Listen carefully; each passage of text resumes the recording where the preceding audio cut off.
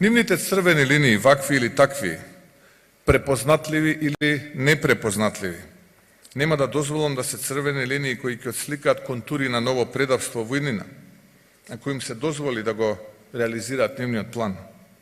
Запрашете се зошто пред избори оваа тема ја наметнуваат. Повторувам, и не знам, и се чудам, на што се надеваат, до кого го испраќаат овој сигнал. Сега таа иста екипа нуди резолуција која и самите знаеме дека и таква каква што е нема да ја почитуваат. Но повторно го поставувам прашањето кој ги тера, за кого работат и до кога ќе им трае овој аранжман.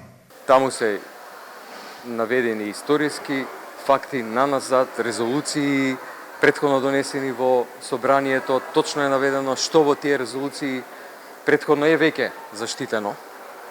Ова е еден од најпатриотските документи кој што бил понуден на оваа политичка сцена изминатите повеќе децении, поради тоа што